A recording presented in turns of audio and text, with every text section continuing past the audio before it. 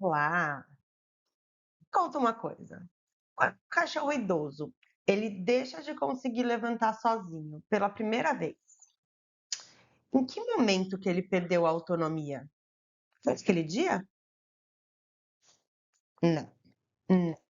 Muito provavelmente ele, começou a perder essa autonomia muito tempo antes, meses antes, às vezes até anos, né?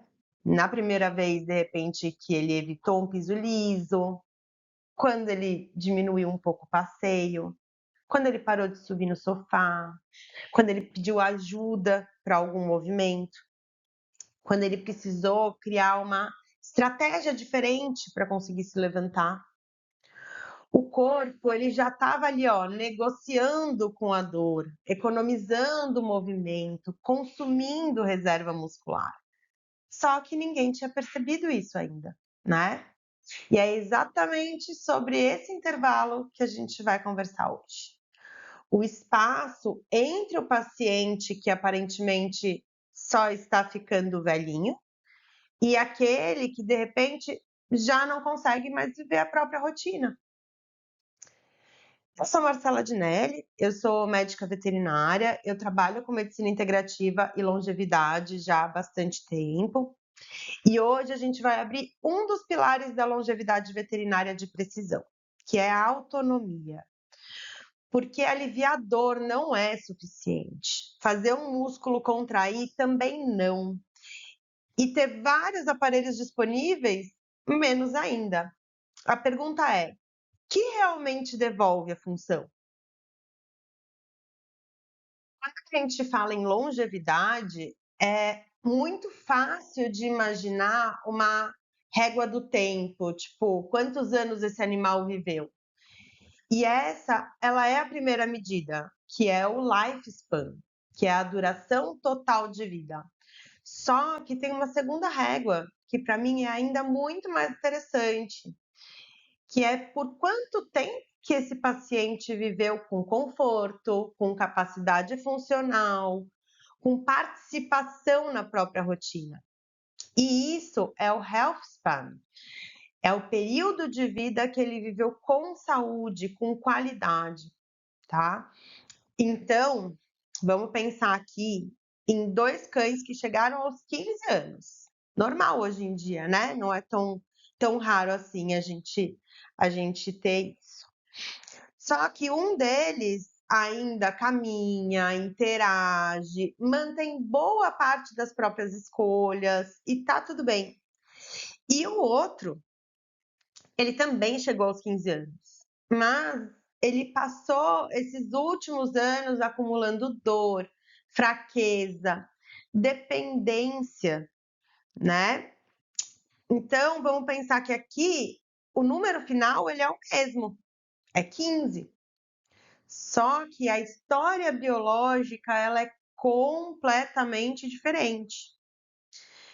Health span não significa ausência de um diagnóstico, né? Um idoso ele pode ter osteoartrite, cardiopatia, doença renal e ainda assim preservar uma autonomia. Quando a gente reconhece essas vulnerabilidades e a gente consegue fazer uma intervenção precoce, né? A longevidade, ela não é só colocar mais dias no calendário desse animal, mas é a gente proteger aquilo que o paciente ainda consegue fazer dentro desses dias, percebe? Hoje, meu foco não é que a gente saia daqui só sabendo o nome de algumas tecnologias. O que eu quero é que a gente olhe para esse paciente idoso de um outro jeito, né? Uma outra perspectiva. Então, a ideia é a gente conseguir reconhecer essa perda funcional antes daquele momento que o tutor chega falando: olha, doutora, agora ele não levanta mais, sabe? Então, a ideia aqui é aprender a medir o porquê parece que melhorou. Isso pode até começar uma conversa, mas ela é uma medida meio criativa, né? A gente precisa transformar dor, músculo, movimento e rotina em informações que a gente precisa comparar, elas precisam ser comparadas, né? E aí depois a gente vai conectar as intervenções, que seriam ali, né, medicamento, ambiente, nutrição, exercício, terapia manual e tecnologia. Tudo isso a gente consegue que converse entre si. Só que elas não entram porque elas estão disponíveis. Não, elas entram porque elas respondem a uma pergunta clínica, né? E, por último, a gente vai olhar para a resposta. O que funciona, a gente vai manter. O que não funciona, a gente ajusta. E o que virou ritual precisa ser questionado, né? Então, essa sequência de observar, mapear as vulnerabilidades, escolher os alvos, intervir e monitorar. Isso aqui é uma pequena amostra do método que a gente aprofunda muito no curso completo que eu vou apresentar para vocês. Mas hoje eu vou mostrar tudo isso funcionando em uma paciente. Bora lá? É aluna. Ela tem 12 anos e ela é uma paciente didática, né? Mas ela representa uma situação que a gente encontra o tempo inteiro na clínica.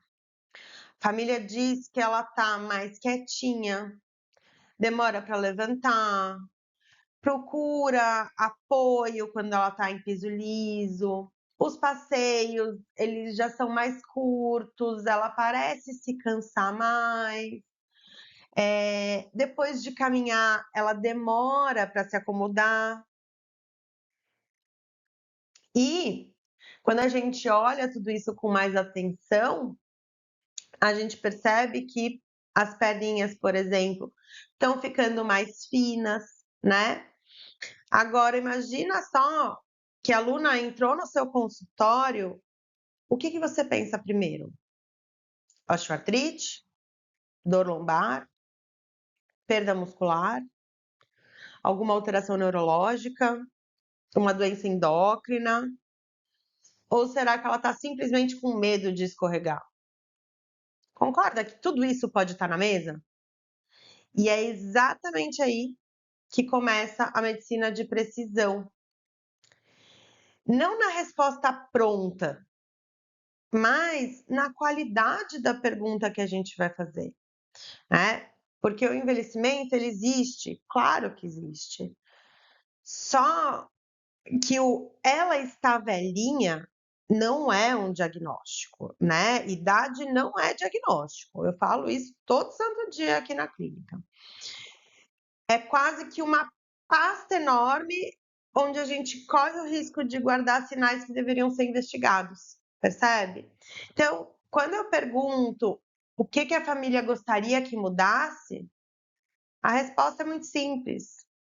Ai, a gente quer que ela volte a passear, que ela consiga entrar no carro com menos ajuda, que ela tenha mais autonomia. Pronto. Agora a gente tem uma meta funcional, percebe? Se a gente quer entender se um paciente ele ainda tem autonomia, eu começaria observando uma coisa muito simples. Primeiro é como que ele se levanta, né? E não é só se ele se levanta ou não, é como que ele faz isso. Ele simplesmente se põe em pé ou ele precisa jogar o corpo para frente, procurar apoio, reposicionar esses membros e fazer todo um planejamento antes de ele conseguir de fato fazer um movimento. Entendeu? Aí, beleza, ele levantou, ótimo. Mas e agora? Como que ele caminha? Até onde ele vai? Em que momento que ele começa a perder a qualidade? E depois, eu quero saber o que ele consegue acessar. Então, ele chega sozinho à água, ele chega sozinho à comida, à cama, ao lugar onde ele faz as necessidades. Ele consegue fazer as suas necessidades, fazer o posicionamento de necessidade e não cair, né? Porque isso acontece bastante. Eu quero saber se ele ainda participa, se ele procura contato, se ele acompanha a família, se ele demonstra interesse pelo passeio. E, por último, como que ele se recupera. Então, depois de uma atividade, ele volta ali para o estado normal de maneira rápida, ou ele passa o restante do dia pagando a conta daquele esforço. Percebe?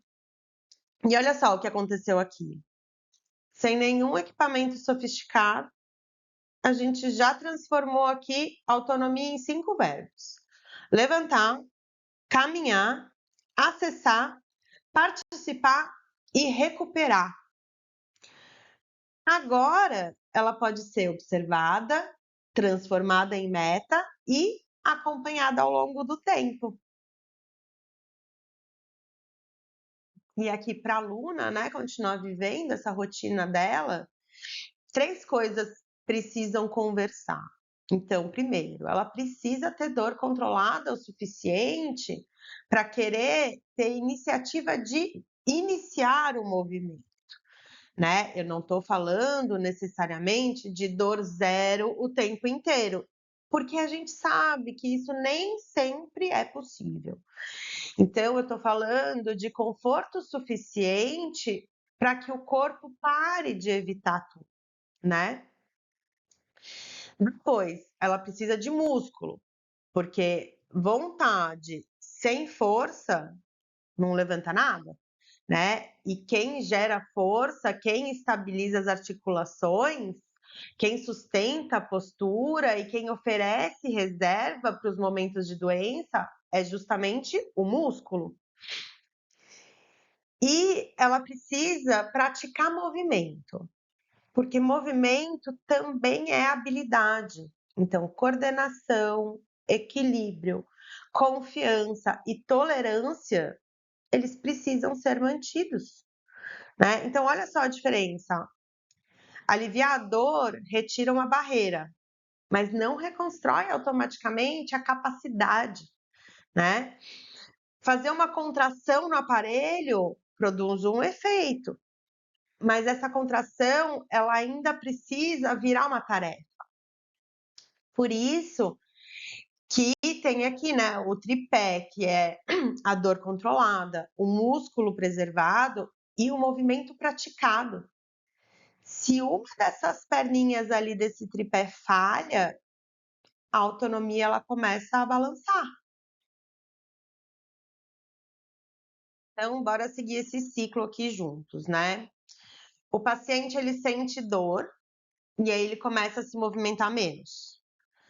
Movimentando menos, ele recruta menos músculo e perde condicionamento. Com menos força, ele vai fazer uma pior distribuição da carga, vai ficar menos estável, vai criar compensações, né? Essas compensações, elas aumentam a carga em outras estruturas, o que pode gerar ainda mais dor. Então, ele se movimenta menos de novo. E aí, ó o ciclo, dando mais uma volta, né? É por isso que muitos idosos, eles pioram tanto depois de uma internação, de uma crise dolorosa, de alguns dias parados, né? Muitas vezes, eles já estavam vivendo com pouca reserva. Aquele evento, ele ajudou a consumir o que restava, né? Então, assim, eu gosto de imaginar aqui a reserva funcional. Vamos colocar ela como uma conta bancária biológica. Então, enquanto o paciente ele tem saldo, ele atravessa um desafio e ele consegue voltar. Só que quando a conta ela já está ali naquele limite, meio que zerada ou quase zerada, um gasto relativamente pequeno pode fazer uma diferença enorme, né. A boa notícia é que a gente pode entrar em vários pontos desse ciclo. Então a gente pode modular dor, facilitar movimento, ativar músculo, adaptar o ambiente. Eu gosto de começar pela tarefa perdida, né. Então, o que que esse paciente deixou de fazer? No caso da Luna, ela deixou de entrar no carro e de fazer o passeio com conforto, né. E aí depois eu quero entender a barreira. Que barreira é essa? É dor? É fraqueza? É rigidez? É medo? Alteração neurológica? Talvez um pouco de cada, talvez exista mais de uma, né, talvez um mix aí. E a partir daí, a gente define o alvo biológico. Então, se a barreira é dor, o que está sustentando essa dor? Se é fraqueza, existe inervação? O músculo ele consegue ser recrutado? Tem uma doença sistêmica ou uma ingestão inadequada que está ajudando para esse quadro? E aí, depois, a gente vai fazer a escolha da intervenção, né? E aí sim, uma tecnologia, como a gente tem aqui os aparelhos da HTMI VET, que eu adoro, né? Pode fazer uma parte muito importante dessa estratégia. E por último, a gente vai medir a resposta. Então, a tarefa melhorou? O paciente tolerou? O benefício ele permaneceu? E aí esse caminho, né, de tarefa, barreira, alvo, intervenção e resposta, tudo isso é uma versão do mapa da longevidade, mas é uma versão muito pequena, né? O que eu vou trazer para vocês depois no curso, quem quiser conhecer um pouco mais, depois a gente conversa sobre isso, é de a gente ampliar esse raciocínio. Então, no curso a gente vai ampliar esse raciocínio para o organismo completo. Então, assim, para genética, para expossoma, para metabolismo, vias metabólicas, né, inflamação, cognição, nutrição e todos os outros pilares. E quando existe um mapa, essa complexidade, ela deixa de ser uma informação solta ali, né? E aí a gente começa a ter uma estratégia de decisão clínica, percebe? Tudo se conecta. Dor crônica, ela não pode ser tratada como uma consequência inevitável e sem solução do processo de envelhecimento, né? Claro que doenças dolorosas ficam mais frequentes com a idade. A osteoartrite é um exemplo, por exemplo. Mas uma coisa ser frequente não significa que a gente deva olhar e falar: "É da idade, não tenho o que fazer", né. Não é bem por aí. O "é da idade, não tenho o que fazer", para mim, não basta, tá. O problema é que a dor crônica, ela muda o comportamento aos poucos. Então, o paciente, ele para de subir no sofá, depois ele evita a escada, depois ele encurta o passeio. Como cada mudança ela é pequena, a família ela vai se reorganizando a essa rotina, sem perceber de fato que aquilo lá é um processo doloroso, né. E a dor, ela não fica presa dentro da articulação. A dor, ela muda sono, ela muda humor, ela muda interação, atenção, ela muda o movimento. E a própria forma como o sistema nervoso responde aos estímulos, né? É como um alarme que toca ali repetidamente e começa a ficar sensível demais. Esse aumento da resposta do sistema nervoso é uma parte que a gente chama de sensibilização. E controlar dor no idoso não é só oferecer conforto, é proteger movimento, proteger músculo e participação. E vamos combinar que o nosso paciente, ele não vai chegar para você e falar assim: ó, doutora, tá vendo aqui? Ó, é aqui que dói, é nesse ponto aqui. Não, não, a gente consegue fazer uma leitura, mas ele não chega e ele aponta assim, né? Só que ele muda a estratégia de vida dele. Então, ele pode, por exemplo, levantar em etapas, né? Que nem a gente conversou aqui mais cedo, de transferir mais peso para os membros anteriores, procurar uma parede ou um móvel como apoio.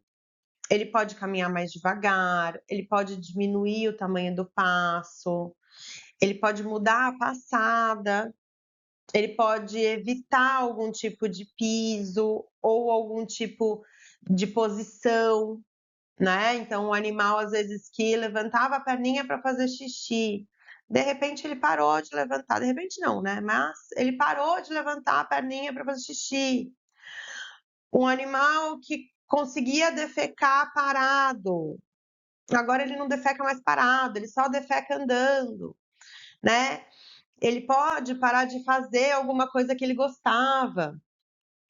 E isso, às vezes, pode ser interpretado como preguiça, como teimosia, como uma mudança de comportamento que ninguém prestou atenção, ou velhice, simplesmente velhice, né? Também pode mudar o sono. O animal que tem dor, ele não consegue dormir uma noite de sono completa com qualidade. Esse animal ele pode procurar algumas posições diferentes, né? A gente pode estranhar às vezes, mas achar até bonitinho. Mas é uma posição de conforto, né? O animal ele pode ficar mais irritado ao toque, ele pode ficar mais distante. O animal que gostava de estar sempre junto, colado, já não é um animal que gosta mais, ele está mais distante. Por quê? Porque esse toque ele pode doer, então ele se afasta, né? E pode demorar muito mais para se recuperar depois de alguma atividade, que antes ele ficava numa boa, que antes era bem tolerado. Por isso que eu gosto tanto de vídeo feito em casa, né? Quando eu fazia atendimento a domicílio, muitas coisas ficavam mais fáceis para a gente entender como que é em casa, mas hoje em dia não tenho mais como. Então, o vídeo feito em casa, ele me ajuda bastante, né, a decifrar isso, né? Porque o consultório, ele mostra ali alguns minutos de um paciente num ambiente que não é o ambiente dele, né? É um ambiente diferente. Já em casa e com a família, a gente tem esse acompanhamento desse corpinho ao longo de todos os dias, né? É muito mais fidedigno. Então, fica uma pergunta muito útil para a próxima consulta. O que ele parou de fazer ou ele passou a fazer de outro jeito? Muitas vezes essa pergunta ela abre uma porta que pode ser que ele sente dor, não abre? Quando a gente fala em dor crônica, não basta a gente tentar adivinhar a intensidade dessa dor crônica. A gente precisa entender o quanto que essa dor interfere na vida desse paciente, né? O CBPI, que é o Inventário Breve de Dor Canina, ele é respondido pelo tutor e ele avalia a gravidade da dor e a interferência nas atividades. E tem também o LOAD, que é o Índice de Osteoartrite de Liverpool para cães, que ajuda a gente a acompanhar a mobilidade, né? Esses instrumentos, eles não vão substituir um exame clínico, um exame físico muito bem feito, muito minucioso, né? Ou um diagnóstico, ou uma avaliação de marcha. Mas eles ajudam a gente a organizar essa percepção, a família a organizar essa percepção e a gente conseguir comparar momentos diferentes, né? A gente também pode usar esses vídeos padronizados, então uma mesma tarefa, o mesmo piso, um ângulo parecido. A gente não precisa transformar, né, o tutor ali num diretor de cinema, mas dar algumas diretrizes de como construir esse vídeo, elas são muito bem-vindas, né? Por quê? Porque a gente precisa diminuir as variáveis, tá? Então, tem uma meta individual. No caso da aluna, é entrar no carro com pouca ajuda. E isso pode ser um desfecho muito mais importante para a aluna do que uma medida isolada, concorda? Então, assim, no final, a pergunta é menos quanto dói de 0 a 10, e é mais o que essa dor está impedindo esse paciente de viver, percebe? Quando a gente fala de dor crônica, a dor crônica ela é multidimensional, né? Então a gente não pode esperar que só uma única ferramenta vai resolver tudo,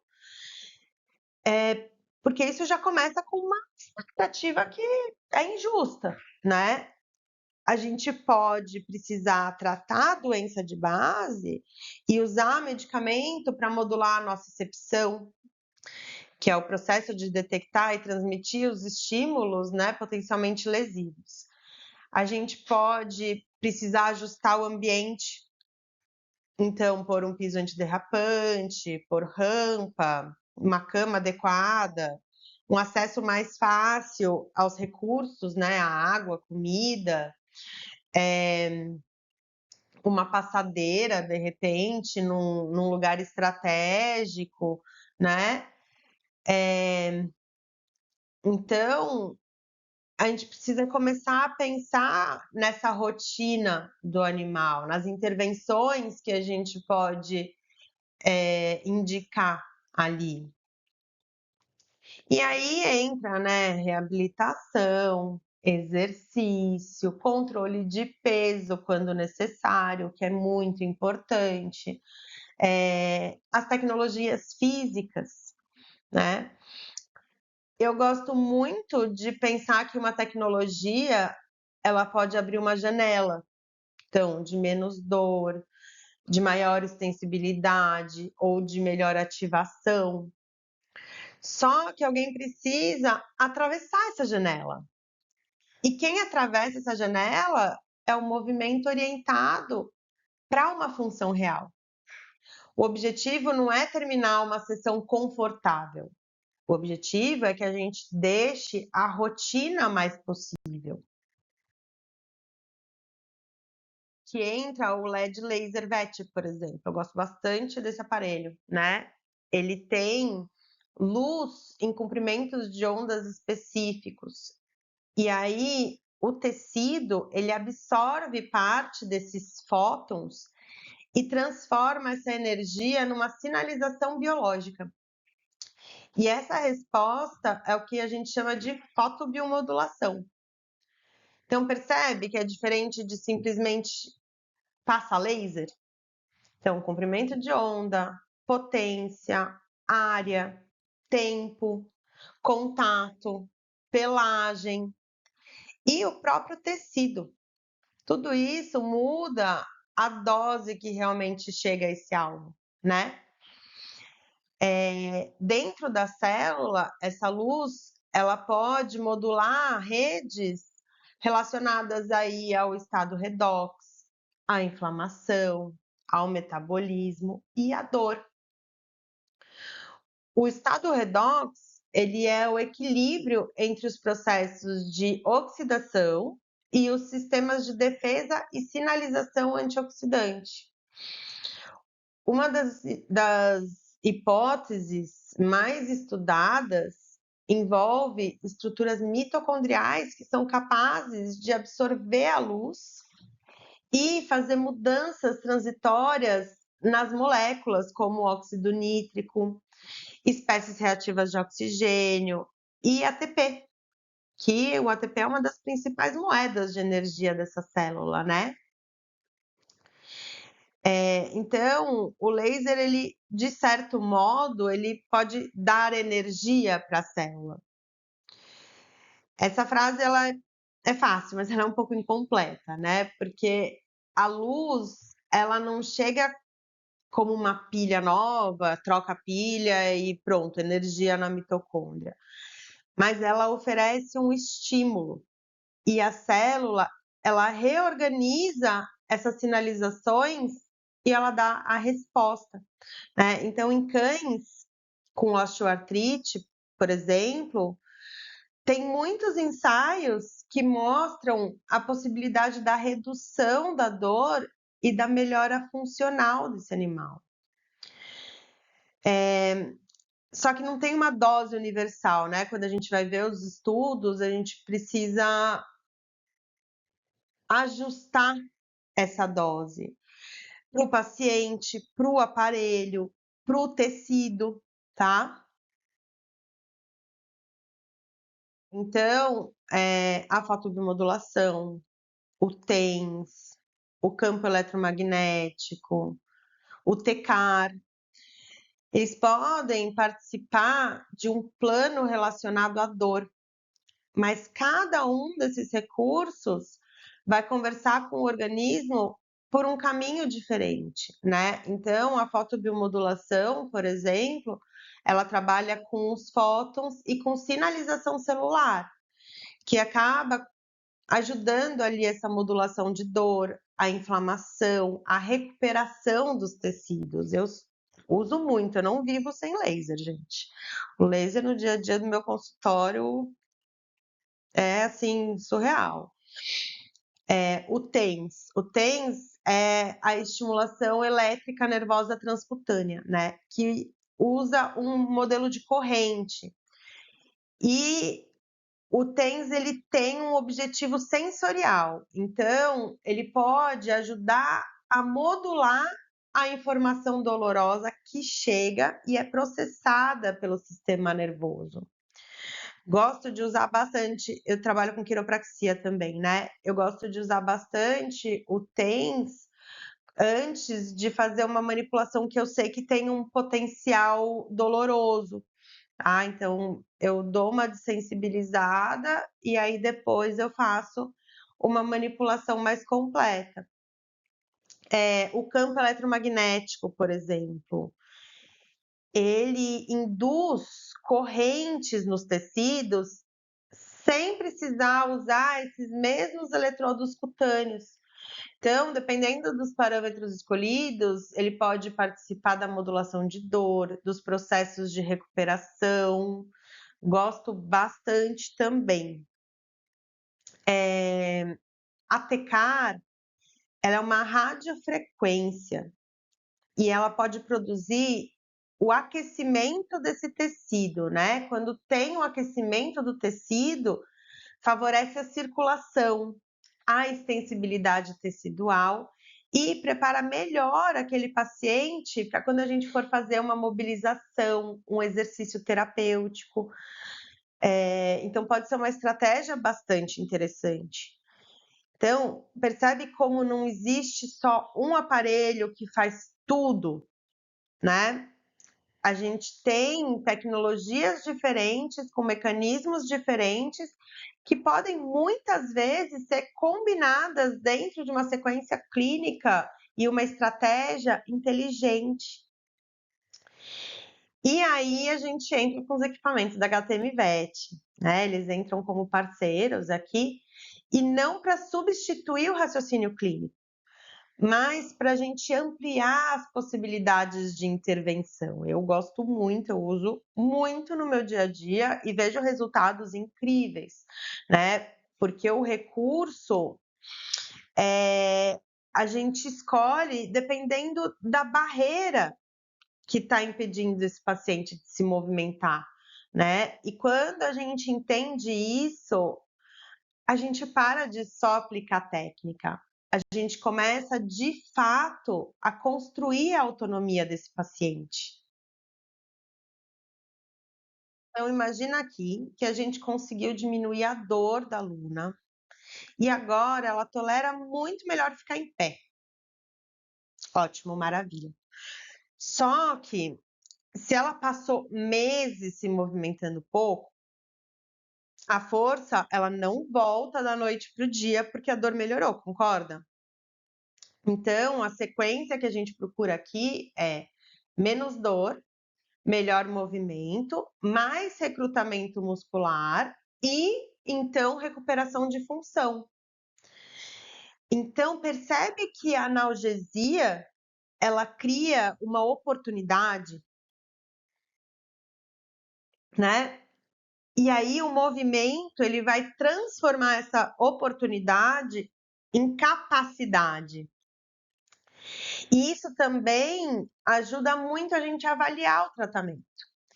Então, se a escala de dor melhorou, mas a aluna ela continua caminhando pouco, ela não levantou melhor, ela não participa mais da rotina, talvez a gente tenha aí uma outra barreira que ainda não foi abordada, né? Então pode ser fraqueza, instabilidade, medo, alteração neurológica, às vezes até alguma doença sistêmica aí que a gente precisa pensar e investigar, né? Porque o paciente, ele não é uma articulação, ele é um sistema completo que conversa entre si tudo, né? E aqui aparece essa pergunta que realmente decide a autonomia desse paciente. Esse corpo, ele ainda tem reserva para aproveitar a oportunidade que o controle da dor abriu? E aí a gente precisa falar de massa muscular, né? Que a gente falou que massa muscular é reserva funcional. Lembra que a gente falou ali da aparência da perninha que estava mais fina? Então, o músculo ele é o tecido que gera força para levantar, que estabiliza as articulações, que controla o movimento e que tolera carga. E ele também representa a reserva metabólica, que é super, de extrema importância para situações de doença, de cirurgia, de repente, e até de recuperação. Então, um paciente com uma boa reserva, ele consegue atravessar muito melhor um período curto de menor atividade. Já um paciente que perdeu muita massa, né, ele pode ter uma queda funcional enorme depois de períodos pequenos, de alguns dias parado. E é por isso que, às vezes, uma internação, uma crise dolorosa, quando num animal mais idoso, ela pode pesar tanto, né? Não por ser só o evento isolado, é o evento que acontece num organismo que não tem muita margem, né? Então, eu gosto muito de imaginar músculo como aquela conta bancária, né? Como uma poupança funcional ali. Então, o movimento, a nutrição adequada, controle de doenças, tudo isso faz depósito. E aí, quem que faz o saque? A imobilidade. A imobilidade, as doenças, elas fazem saques dessa conta, né? Porque movimento é vida. Preservar músculo não é querer transformar o idoso em atleta, não é isso, mas é manter força suficiente para as tarefas que sustentam a vida dele. E aí aqui entra um ponto de extrema importância, né? Um paciente ele pode manter o mesmo peso enquanto ele perde músculo e ganha gordura. Então percebe que a balança pode não ter mudado, mas mudou a qualidade do tecido, né? Então, para isso, é importante a gente usar o score de condição muscular, porque ele vai avaliar por meios de inspeção, de palpação, né? Principalmente nas regiões estratégicas ali, como os músculos temporais, a escápula, a coluna, a pelve. E esse score de muscular, ele não deve ser confundido com o score de condição corporal, tá? O score de condição corporal, geralmente ele olha principalmente para gordura. Então, um paciente ele pode estar acima do peso e, ao mesmo tempo, ter uma perda muscular muito importante. Então, a perimetria do membro também pode ajudar, né? Desde que ponto, posição e técnica sejam padronizados. Na veterinária, a gente tem muito viés por conta da diferença de padrão de raça, né? A gente tem um bulldog inglês e aí a gente tem um galgo italiano. Olha a diferença de padrão, né? Mas dá para fazer, tá? Se a gente tiver um padrão legal, dá para fazer. A gente precisa também avaliar a função. Então, como que esse animal levanta? Isso é a primeira coisa que eu olho. Quando eu vou chamar o paciente na sala de espera, a hora que eu chego, eu já estou olhando como ele vai levantar para caminhar até o consultório. Eu vou olhar como ele vai caminhar até o consultório, né? Como que ele vai sustentar essa estação. Então, o movimento, ele perde qualidade quando tem uma tarefa repetida, por exemplo. Isso precisa ser observado, se acontece de fato ou se não acontece de fato, né? Então, quando a gente faz uma medida isolada, ela é uma fotografia do momento, né? O que a gente precisa acompanhar e analisar é acompanhar toda essa trajetória. A sarcopenia, né?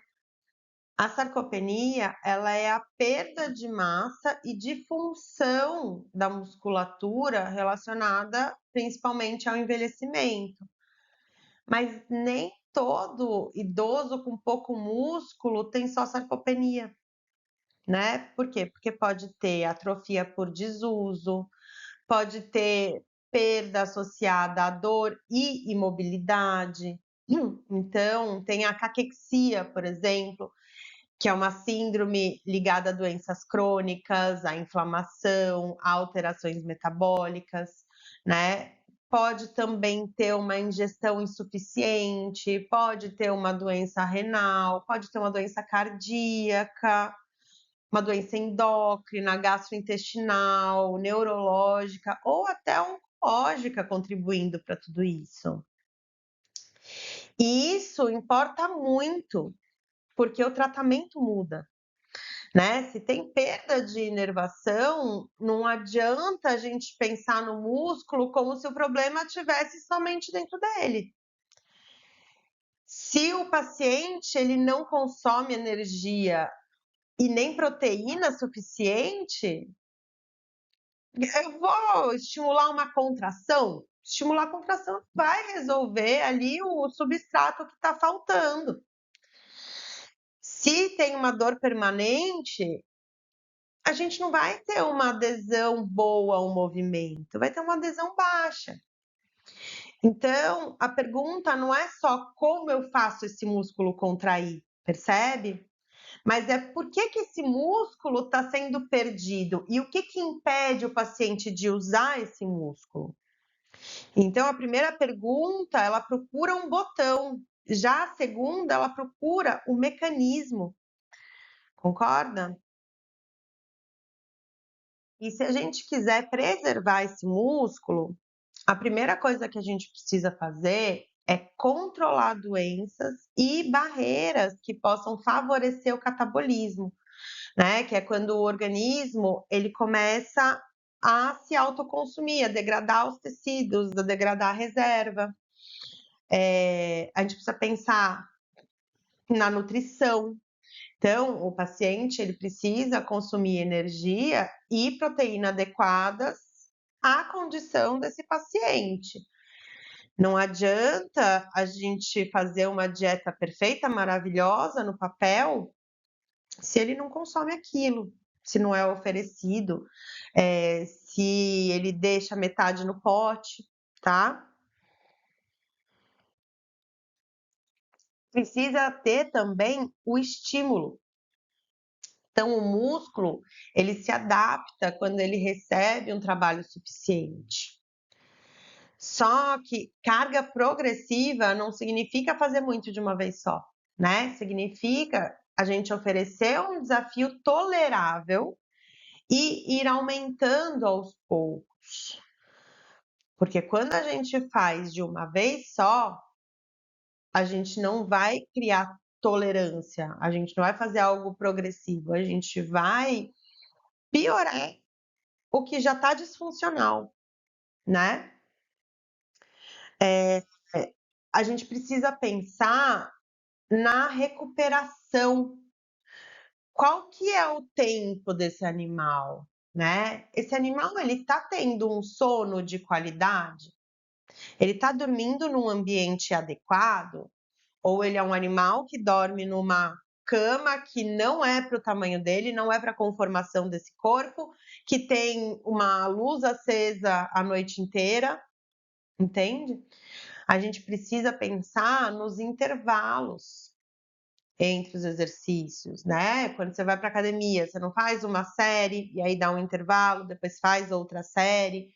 Isso precisa ser pensado, isso faz parte do tratamento. A gente precisa pensar no controle de dor, né? Isso é importantíssimo, mas a gente já conversou, não vou continuar falando algo que a gente já falou até aqui. E a gente precisa pensar na tolerância depois dessa atividade. Então, por trás disso, tem toda uma conversa metabólica aí que é muito grande. Então, vamos pensar aqui em vias metabólicas, né? Quando a gente fala ali da via da mTOR, a mTOR é uma via que funciona como um sinal de construção, de anabolismo, né? E aí, em contrapartida, a gente tem a via da MPK. Essa via da MPK, ela vai sinalizar que a energia tá pouca, tá curta, que o organismo ele precisa ali reorganizar as prioridades, que ele precisa economizar, né?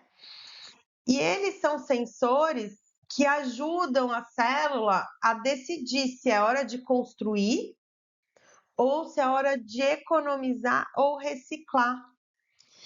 E isso é muito importante, a gente precisa entender esse momento. E o organismo precisa conseguir alternar, não adianta ele só construir, ou não adianta ele só economizar, percebe? Mas enfim, no curso completo a gente vai mergulhar nessa conversa, ó, muito mais a fundo, a gente vai conectar com mitocôndria, com inflamação, com nutrição. Agora aqui o foco é a gente entender que a tecnologia, ela pode facilitar muito o começo, muito, muito, muito. Mas a adaptação muscular, ela exige contexto, ela exige repetição. Vou falar aqui sobre o eletro, né? Então, o eletroestimulador. Pode ser uma tecnologia muito interessante no dia a dia, né? E a gente pode trabalhar com diferentes correntes. Vamos separar aqui as principais, né? Então, quando a gente trabalha com o TENS ele tem o objetivo sensorial predominantemente, né? que ele é usado na modulação da dor. E aí a gente pode alternar para uma outra corrente, que poderia ser tipo o phase, por exemplo, né? O phase ele já tem um objetivo motor, né? Então o phase ele é uma estimulação elétrica funcional. Tem o NMES também, que é aquela estimulação elétrica neuromuscular, né? E essas duas correntes, elas são usadas para estimular os nervos motores e para gerar contração. Mas para o objetivo muscular, não adianta o paciente só sentir alguma coisa. A gente precisa de recrutamento motor útil e tolerável, né? Então a gente precisa de frequência, a gente precisa de largura de pulso, de amplitude, de tamanho, de posicionamento dos eletrodos, né? Da inervação do músculo e a fadiga, tudo isso muda muito a resposta que a gente vai ter. Por isso que não tem uma só configuração mágica para todo mundo, percebe? E eu sei que ver o músculo contraindo dá aquela sensação de eba, tá funcionando. Mas tá funcionando para quê? Porque assim, contração visível, ela ainda não é uma função recuperada. Ela precisa ser integrada a movimento ativo, a tarefa, a carga progressiva. Então, percebe que a tecnologia, ela cria uma ponte muito interessante.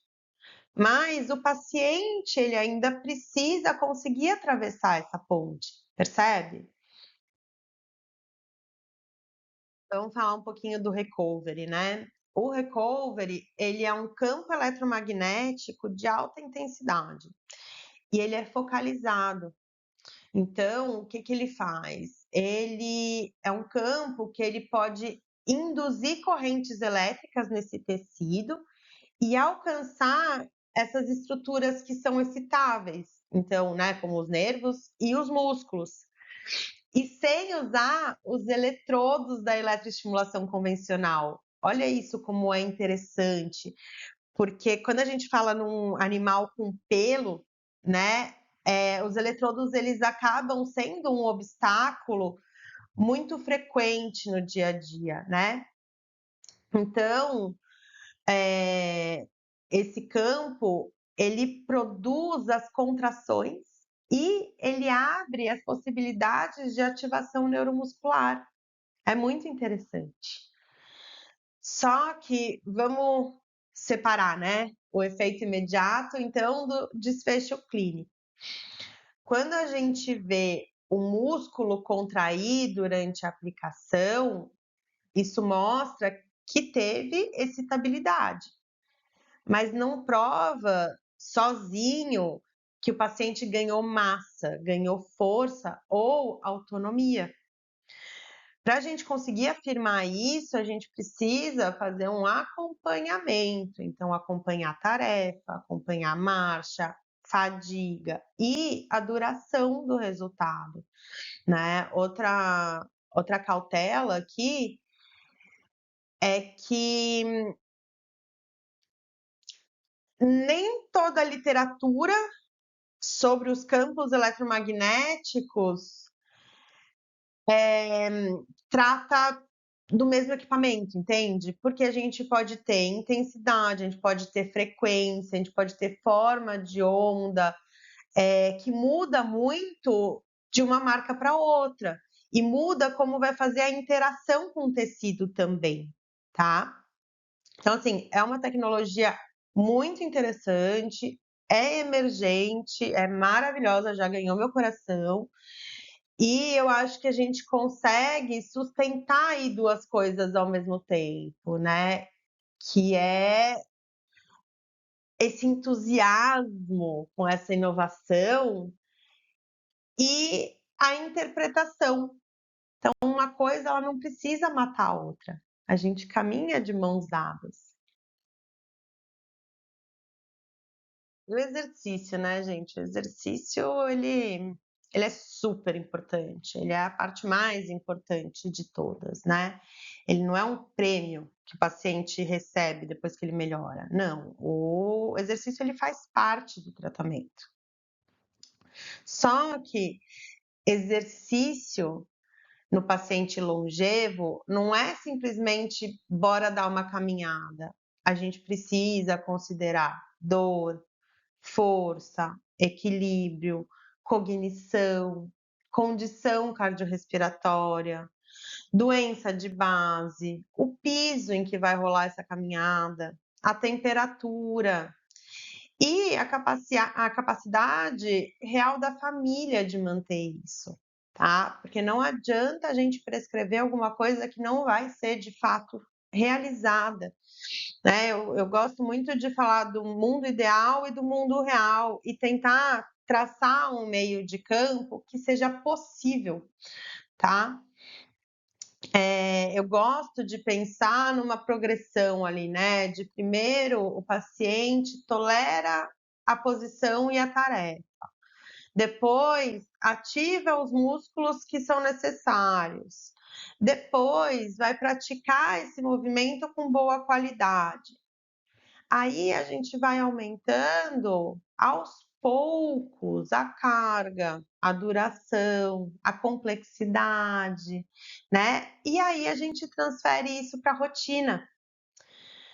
Porque fazer um exercício lindo, maravilhoso dentro da clínica é ótimo, é incrível. Mas vamos lá para a aluna. A aluna, ela precisa usar essa capacidade para conseguir levantar da cama, caminhar e entrar no carro. Então, às vezes, a gente quer montar ali uma Olimpíada canina da terceira idade, só que aquele paciente ali levantar 3 vezes com boa qualidade e sem piorar no dia seguinte, poxa, pode ser uma estratégia muito mais inteligente, percebe? Vou falar aqui, né, sobre o ultrassom e o TCAR. Então, vamos começar aqui pelo ultrassom. O ultrassom, ele é uma tecnologia de onda acústica, né? E aí ele depende da frequência, do modo, se é modo contínuo ou modo pulsado, e de outros parâmetros, né? E essa energia, ela é absorvida de maneiras diferentes, depende disso tudo. Então, no modo contínuo, por exemplo, o térmico, ele tende a ser maior do que no pulsado. Aí eu estava vendo, que eu até coloquei aqui, um estudo com um tendão calcâneo canino. Aí o ultrassom contínuo, ele aumentou temperatura e sensibilidade. E isso sustenta a ideia de preparar o tecido para quê? Para a gente conseguir fazer um alongamento, uma mobilização, né? Então, não que o ultrassom sozinho ele vai curar uma tendinopatia, mas a gente consegue agregar, a gente consegue trazer para o nosso dia a dia, né, da recuperação do animal. A TECAR. A TECAR, ela é uma radiofrequência que vai gerar o aquecimento dentro do tecido. Então, a gente tem um aquecimento de dentro para fora. E aí a gente consegue usar também como uma prévia de uma terapia que a gente vai fazer, né? Para a gente conseguir um melhor resultado. Então, a gente consegue, de repente, fazer uma extensibilidade mais bem aproveitada, né? Quando a gente aumenta a temperatura, a gente aumenta também a circulação sanguínea naquele local. Então, o uso coerente é quando a gente aproveita uma janela de maior conforto ou extensibilidade, e aí logo depois a gente mobiliza, a gente treina, a gente ensina o corpo a conseguir usar aquilo, né? porque aquecer o tecido, poxa, ele pode ser muito útil, mas recuperar a autonomia exige uma próxima etapa. Vamos pensar numa sessão aqui, né? Uma sessão, ela pode seguir uma sequência, mas ela não é uma receita fixa. Então vamos lá. Primeiro, a gente vai reduzir uma barreira. Pode ser com analgesia clínica, com fotobiomodulação, com TENS, né? Depois a gente vai preparar o tecido. Então, se tem uma rigidez e um alvo coerente, por exemplo, o ultrassom ou o TECAR, eles podem ser muito úteis, né? E aí a gente vai ativar. Então, ativar a gente pode pensar aí num phase, né? Num campo eletromagnético. Eles podem ser considerados para a gente conseguir facilitar o recrutamento. E tudo isso, claro, depende do paciente, né? E aí vem a parte que não pode faltar: praticar uma tarefa funcional. Então, levantar, transferência de peso, caminhar, mudar de direção, um pequeno obstáculo, por exemplo. E aí, no final, a gente vai medir como que ficou a qualidade. Esse animal ele ficou muito fadigado, ele ficou muito cansado. A melhora que a gente conseguiu, ela permaneceu? Como que foi em casa? A família percebeu alguma diferença de fato em casa? Então você percebe que assim, nem todo paciente ele vai precisar de todas as etapas. E principalmente nem todo paciente precisa de todos os aparelhos concomitantemente, tá? A tecnologia, ela participa da estratégia, mas ela não determina a estratégia. Quem vai determinar a estratégia é a gente, é o nosso estudo, é a nossa percepção. Então, a aluna, né? A meta da aluna, ela é entrar no carro com pouca ajuda e voltar a fazer os passeios curtos com conforto. As principais barreiras que foram identificadas ali, então, foi dor associada à osteoartrite e fraqueza de membros pélvicos. Então, vamos pensar aqui que o plano inicial, ele precisa ser multimodal. Então, a gente precisa fazer uma analgesia adequada, uma adaptação de piso, uma adaptação do acesso a esse carro, né? A orientação de atividade, precisa ter uma nutrição compatível, precisa ter uma ativação progressiva. Então, percebe que aqui a fotobiomodulação ela pode entrar como adjuvante no controle de dor. Maravilha, vai ajudar muito. O FACE ou o NMS, eles podem ajudar no recrutamento dos músculos que talvez ela não esteja utilizando muito bem, né? O ultrassom ou o TECAR, eles não necessariamente vão fazer sentido logo de começo, mas eles podem passar a fazer sentido se a gente tiver ali algum alvo de rigidez, algum tecido que a gente queira preparar, né? E a sessão, ela termina treinando as tarefas. Então, levantar com melhor distribuição de carga, caminhar com qualidade, vencer um pequeno obstáculo, entende? Percebe que a gente não montou um combo, a gente construiu uma linha de raciocínio, né? Se a aluna, por acaso, tivesse alguma outra doença, algum outro ambiente, algum outro temperamento, ou até uma outra família com outra rotina, o plano mudaria, porque ele não é engessado, ele é para aquele animal, né? Porque precisão não é tecnologia cara, mas é um contexto bem interpretado. Aí vamos conversar um tópico importante aqui, né?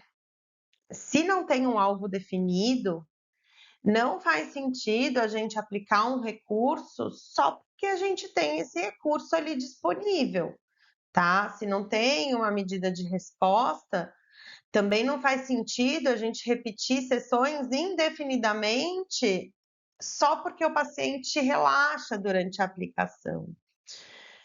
Pode até ajudar, mas será que é isso que vai fazer um bom resultado? Então, talvez a gente tenha que mudar a estratégia, né?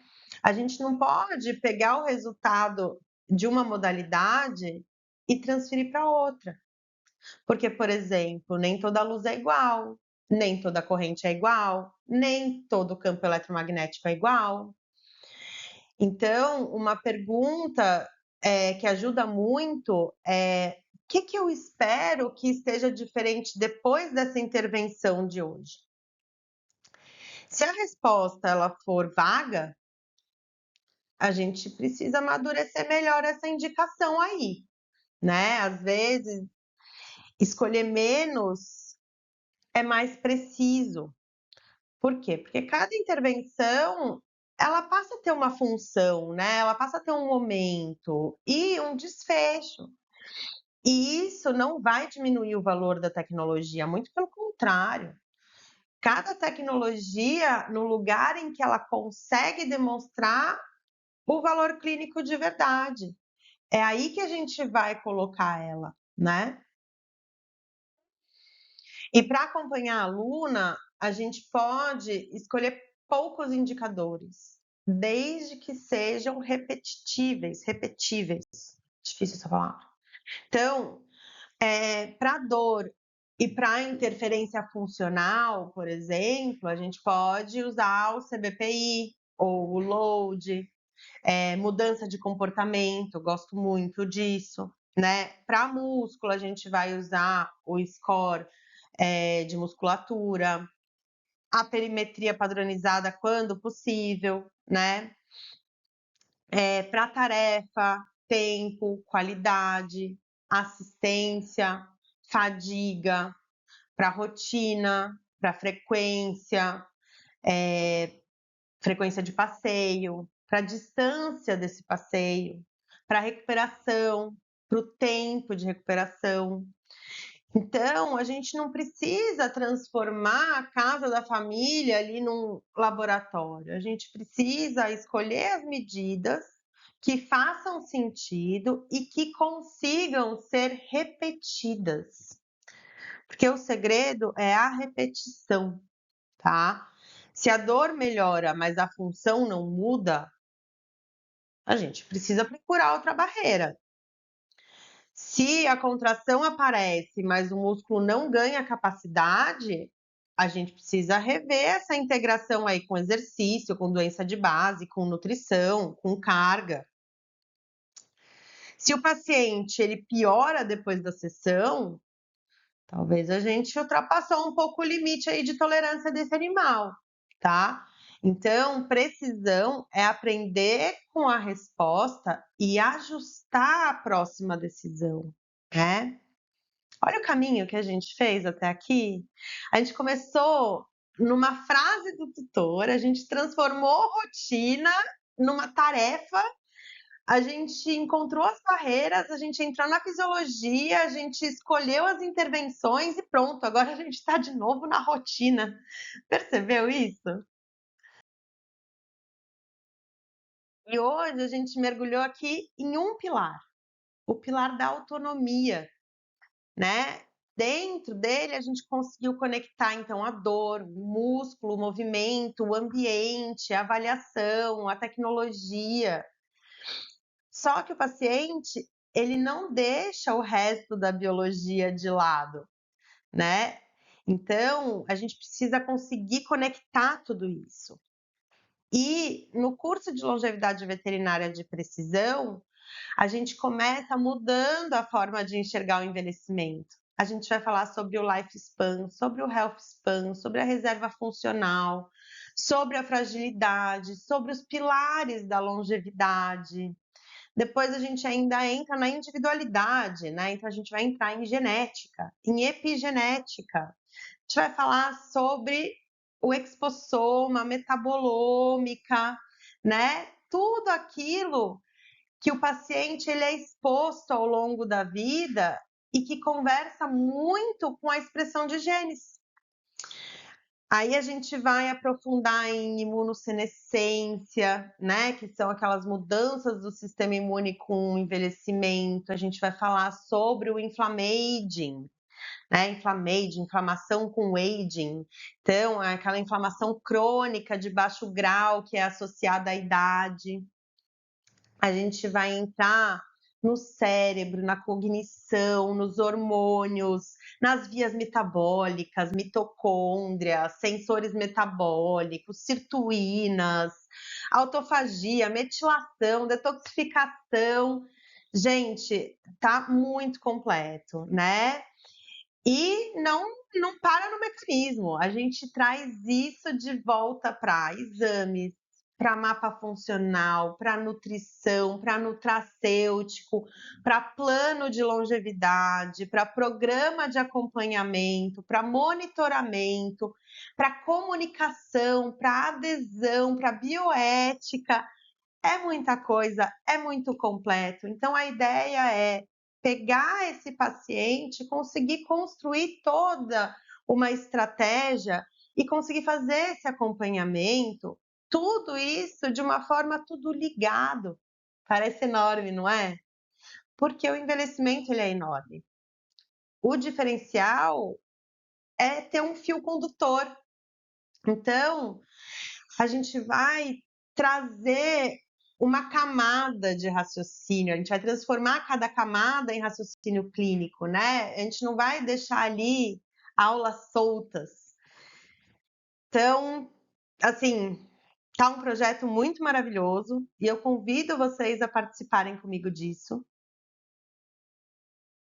E a HTM Vet, ela participa desse projeto, né, oferecendo essas ferramentas que podem ampliar muito a capacidade terapêutica do médico veterinário.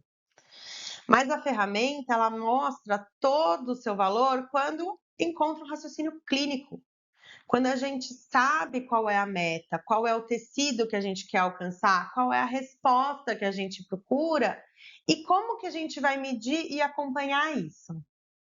Por isso que eu gosto muito dessa frase que eu coloquei aqui, né? Ferramentas parceiras, paciente protagonista. O paciente sempre vai ser o protagonista. Então, o LED laser, o eletroestimulador, o ultrassom, a TECAR, o recovery, eles não aparecem aqui como uma prateleira. Eles entraram em momentos específicos de uma estratégia voltada para dor, para ativação, para preparo tecidual, para movimento, percebe? Então, o equipamento ele oferece um estímulo, mas quem responde é a biologia do paciente. E quem precisa interpretar essa resposta é a gente. E é esse tipo de parceria com conteúdo, com limite, com aplicação, que realmente fortalece a tecnologia e a medicina. Acho que eu não vou ler essa lista aqui para vocês, né? Eu prometo, mas ela está aqui para mostrar que as principais fontes que sustentam a aula, né? Então, usei aí as diretrizes para paciente sênior, para manejo de dor, os instrumentos validados de avaliação, os estudos sobre sarcopenias, as literaturas específicas das tecnologias que a gente discutiu, né? Porque trabalhar baseado em evidência não significa esperar uma resposta perfeita para tudo. Significa saber diferenciar mecanismo plausível, efeito físico demonstrado, benefício clínico observado e promessa ainda não comprovada, né? Então a ciência, ela não tira possibilidades da gente, ela ajuda a escolher melhor e prometer com muito mais responsabilidade. Quando um cachorro idoso ele deixa de levantar sozinho, a autonomia ela não foi perdida naquele dia. Ela já vinha sendo negociada ali há meses, em pequenas desistências que pareciam os detalhes. Por isso que longevidade não é só adicionar tempo, é preservar a capacidade de viver, é controlar a dor cedo o suficiente para que o paciente continue se movendo, é proteger músculo antes que a perda se transforme em dependência, é adaptar o ambiente, é praticar tarefas reais, é usar tecnologia quando ela responde a alguma pergunta clínica. Então, no próximo idoso que entrar no seu consultório, pergunta qual tarefa que ele está perdendo e qual barreira que a gente ainda consegue modificar agora. Talvez seja levantar, talvez seja caminhar até o pote, talvez seja voltar ao passeio. E essas tarefas, elas podem até parecer pequenas, né? Até a gente perceber que são elas que mantêm o paciente dentro da própria vida. Isso é autonomia. E se durante essa aula você teve aquela sensação de, opa, isso faz sentido? Então, bora lá comigo, vamos continuar esse papo gostoso lá no curso completo, né, de longevidade veterinária de precisão, tá? Lá a gente vai construir o mapa inteiro, entender tudo isso que a gente já conversou. Então, o curso ele foi construído com professores, com parceiros que eu admiro muito, reunido diferentes áreas para a gente conseguir entregar uma visão realmente integrada do paciente que envelhece. Tá bom? Então, meu muito obrigada. Vamos dar mais esse passo juntos e espero que você tenha aproveitado a nossa aula até aqui.